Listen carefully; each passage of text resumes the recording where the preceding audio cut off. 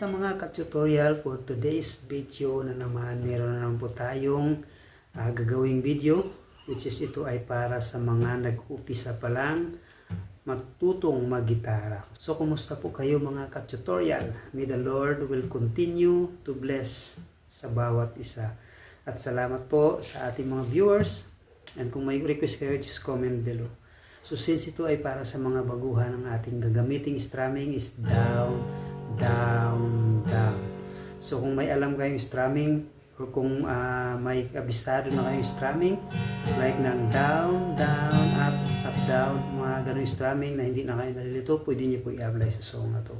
Pero since ito ay para sa mga baguhan o gusto matuto or sa mga nag-upisa pa lang, ituloy nyo lang po at huwag kayong magsawang mag-practice kasi sa simula po talaga is napakahirap mag-aral ng gitara, pero kailangan lang ng sipag at tiyaga.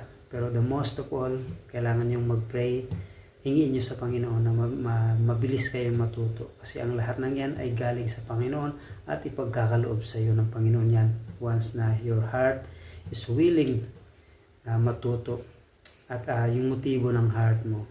God bless po sa inyo. So ang ating intro, meron tayong G, meron tayong E minor, meron tayong C, meron tayong D. So yan lang din po ang chords na yung apat.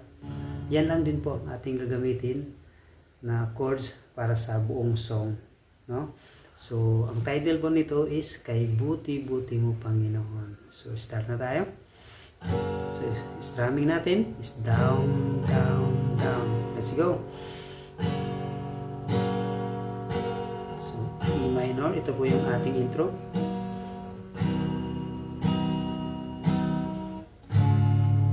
Okay, back with G. Ito tayo sa G.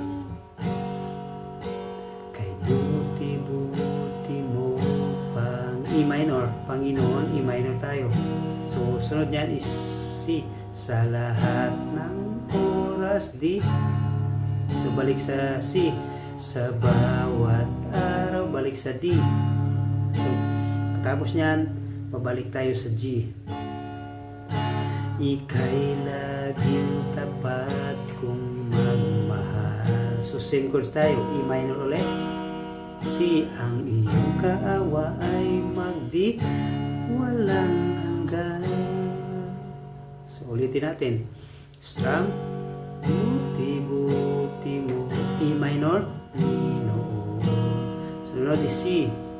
Sa lahat ng oras, D. Balik sa C. Sa bawat araw, balik sa D. Yan. So balik sa G. Kay laging tapat. Same words. Kung magmahal, E minor. Sunod yan is C. Ang iyong kaawaan ay walang hanggan. So nagtatapos tayo sa G mga ka-tutorial. So pagkatapos niyan, papasok tayo sa chorus. Punta tayo sa C. Lupuri di sinasamba kita. Yan, same chord. C tayo. Ilang Diyos, D. At balik sa G. Balik sa C. Tunay na ika'y. Balik sa D. Katulad.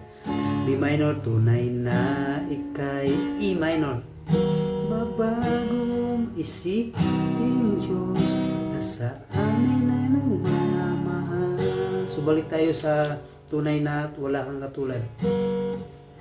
Tunay na ika'y walang katulad. B minor. Tunay na ika'y dinag. Sa dinag, nasa E minor tayo. Nagbabago si mabuting Diyos. D. Nasa amin ay nagmamahal. So ayan, ulitin natin sa chorus. Pinupuri si D. Sinasamba. Balik sa G. So sunod yan is C. Takilang Diyos. D tayo. At balik sa G. Susundan nyo lang po ako.